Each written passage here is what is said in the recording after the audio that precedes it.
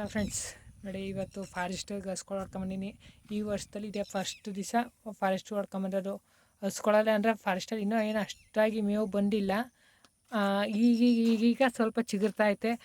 ಅದೇ ಈಗಲಿಂದ ರೂಢಿ ಮಾಡೋಣ ಇನ್ನು. ಮತ್ತು ಮನೆ ಹತ್ರ ಮಳೆ ಆಗಿತ್ತಲ್ಲ 3-4 ದಿವಸದಿಂದ, ಮನೆ ಹತ್ರನೇ ಕಟ್ಟಿ ನಮಗೂ ಬೇಜಾರಾಗಿ ಹೋಗ್ಬಿಟ್ಟಿತ್ತು. ಒಣಹುಲ್ಲು ಹಸ್ರುಲ್ಲು ಕುಯ್ಯೋಕ್ಕೂ ಕಷ್ಟ ಆಯ್ತಾಯಿತ್ತು.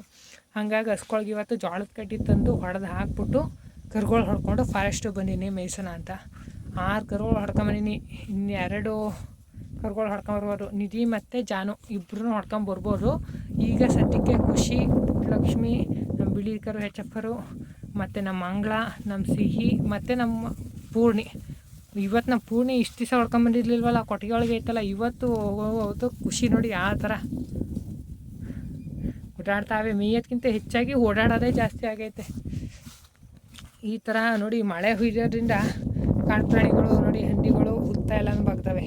ಹುತ್ತದಲ್ಲಿ ಇರ್ತವೆ ನೋಡಿ. ಹುತ್ತದಲ್ಲಿ ಹುತ್ತದು ಅಂತೀವಿ ನಾವು. ಜಜ್ಜುಳದ್ದು ದೊಡ್ಡದು ಜಜ್ಜುಳು ಅಂತ ತಾಯಿ ಅಂತ ಇರ್ತದೆ ನೋಡಿ, ದಪ್ಪಾಗಿ. ಅದು ಹುತ್ತದ ಹೂವು ಅಂತ ನಮ್ಮ ಕಡೆ ಕರೀತಾರೆ.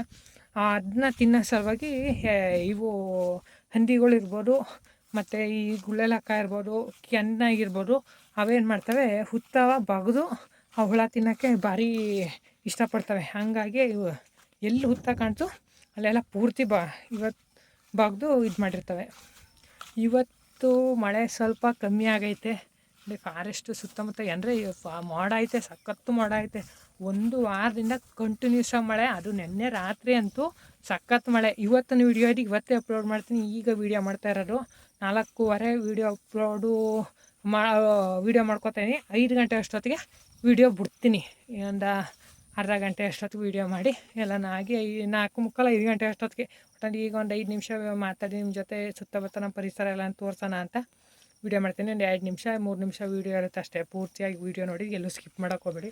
ನೋಡಿ, ಬೆಟ್ಟ ಗುಡ್ಡಗಳು ಅದು ನೋಡೋಕ್ಕೆ ಒಂಥರ ಖುಷಿಯಾಗುತ್ತೆ. ನಮ್ಮ ಕೊಡಗಿನಲ್ಲಿ, ಅದರಲ್ಲೂ ನಮ್ಮ ಕೊಡಗು ಬೆಟ್ಟ ಗುಡ್ಡಗಳು, ನಮ್ಮ ಏರಿಯಾದಲ್ಲೇ ಒಂಥರ ಬೆಟ್ಟ ಗುಡ್ಡಗಳು ಅಂದರೆ ಕಲ್ಲು ಜಾಸ್ತಿ. ನಾವಿರೋ ಜಾಗದಲ್ಲಿ ಕಲ್ಲು ಬಂಡೆಗಳು ಜಾಸ್ತಿ. ಬೆಟ್ಟ ಅಂದರೆ ಖುಷಿ ಅಂತ ಜಾಗ ಯಾವುದೂ ಇಲ್ಲ. ಎಲ್ಲ ದೊಡ್ಡ ಬಂಡೆ ಇರೋ ಅಂಥ ಜಾಗ. ಮತ್ತು ಮಣ್ಣು ಅಷ್ಟೇ, ಕೆಮ್ಮಣ್ಣು, ಗಟ್ಟಿಯಾಗಿರೋ ಮಣ್ಣು. ಲೂಸ್ ಮಣ್ಣು, ಗ್ರಾವೆಲ್ ಮಣ್ಣು ಥರ ಮಣ್ಣೇನಿಲ್ಲ, ಗಟ್ಟಿಯಾಗಿರೋ ಅಂಥ ಜಾಗ. ಇನ್ನು ಇದು ಬಂದು ಪೈಸರಿ ಅಲ್ಲ, ಇದು ಹಕ್ಕು ಬೆಟ್ಟ. ಇದು ಒಬ್ಬರದು ಸ್ವಂತ ಲ್ಯಾಂಡ್. ಇದು ಕಾಫಿ ತೋಟ ಎಲ್ಲ ಮಾಡ್ತಾರಲ್ಲ ಅಂಥ ಜಾಗ. ಇದು ಸ್ವಂತ ಹಕ್ಕು. ಇನ್ನು ಅದು ಪೂರ್ತಿ ಗೌರ್ಮೆಂಟ್ ಅಂದರೆ ಫಾರೆಸ್ಟ್ ಏರಿಯಾ. ಆ ಕಡೆ ಬೆಟ್ಟಗಳು ಕಾಣಿಸ್ತಾವಲ್ಲ ಅದೆಲ್ಲ. ಎಲ್ಲ ಉತ್ತಿ ಬೆಳೆ ಮಾಡೋಕ್ಕೆಲ್ಲ ರೆಡಿ ಆಗೈತೆ. ಹೊಲ ಉತ್ತು ಎಲ್ಲ ರೆಡಿ ಮಾಡ್ಕೊಂಡವ್ರೆ. ಈ ಮಳೆ ನಿಲ್ತಾ ಇದ್ದಂಗೆ ಎಲ್ಲ ಜೋಳ ಎಲ್ಲ ಬಿತ್ತಕ್ಕೆ ಇಷ್ಟೊತ್ತಿಗೆಲ್ಲ ಬಿತ್ತ ಆಗ್ಬಿಡೋದು. ಮಳೆಗಳು ಜಾಸ್ತಿ ಆದ್ದರಿಂದ ಇದಾಗೈತೆ ನೋಡಿ. ಎಂಥ ಬೆಟ್ಟ ಗುಡ್ಡನೂ ಎಲ್ಲೂ ಅಷ್ಟೇ. ಈಗ ನೋಡಿ ಬತ್ತಾರೆ ಈ ಥರ ಎಲ್ಲನೂ ಗಲೀಜು ಮಾಡಿ ಅಲ್ಲೇ ಏನಾರು ಮಾಡ್ಕೊಂಡ್ಬಿಡೋದು. ಈಗ ಏನಾರು ವಿಶೇಷ ಬರ್ತಡೇ ಇರ್ತಾರೆ, ಏನಾರು ಇರ್ತದಲ್ಲ, ಆ ಹುಡುಗರುಗಳು ಬಂದು ಎಲ್ಲ ಪಾರ್ಟಿ ಗಿಟಿ ಮಾಡ್ಕೋತಾರೆ. ಹಂಗೆ ಎಲ್ಲನೇ ಎಸ್ಬಿಟ್ಟು ವೇಸ್ಟು. ಬಾಟ್ಲು, ಗಾಜಿನ ಬಾಟ್ಲಿಗಳು, ಬಿಯರ್ ಬಾಟ್ಲು ಇವೆಲ್ಲನೇ ಎಸ್ಬಿಟ್ಟು ಹಾಗೆ ಹೋಗ್ಬಿಡ್ತಾರೆ. ಹಾಗಾಗಿ ದನ ಮೇಯ್ಸೋ ಅಂಥ ಜಾಗದಲ್ಲಿ ಸ್ವಲ್ಪ ಫಾರೆಸ್ಟ್ ಏರಿಯಾಗಳಲ್ಲಿ ಸ್ವಲ್ಪ ನಿಮ್ಮ ಕೈಯಲ್ಲಿ ಆದಷ್ಟು, ಯಾರೇ ಆಗಲಿ ಬೆಟ್ಟ ಗುಡ್ಡಗಳನ್ನ ಹಾಳು ಮಾಡೋಕ್ಕೆ ಹೋಗಬೇಡಿ. ಆದಷ್ಟು ನಿಮ್ಮ ಕೈಯಲ್ಲಿ ಎಷ್ಟಾಗುತ್ತೆ ಅಷ್ಟು ಸ್ವಚ್ಛವಾಗಿರೋಕ್ಕೆ ಪ್ರಯತ್ನ ಮಾಡಿ. ಬನ್ನಿ, ನಿಮ್ಗೇನು ಪಾರ್ಟಿ ಗಿಲ್ಟಿ ಏನಾರು ಮಾಡ್ಕೋತೀರಾ, ಏನಾದರೂ ನಿಮ್ಮ ಫಂಕ್ಷನ್ಗಳಿರ್ತಾ ಮಾಡ್ಕೊಳ್ಳಿ. ಬೆಟ್ಟದ ಮೇಲೆ ಮಾಡ್ಕೋಬೇಡಿ ಅಂತ ಯಾರೂ ಹೇಳಲ್ಲ. ಅಂದರೆ ಸ್ವಲ್ಪ ಶುಚಿಯಾಗಿ ನೀಟಾಗಿ ಎಲ್ಲನೂ ಹೆಂಗಿತ್ತು ಮೊದಲು ಅದೇ ರೀತಿ ಬಿಟ್ಬಿಟ್ಟು ಹೋಗ್ಬಿಡಿ.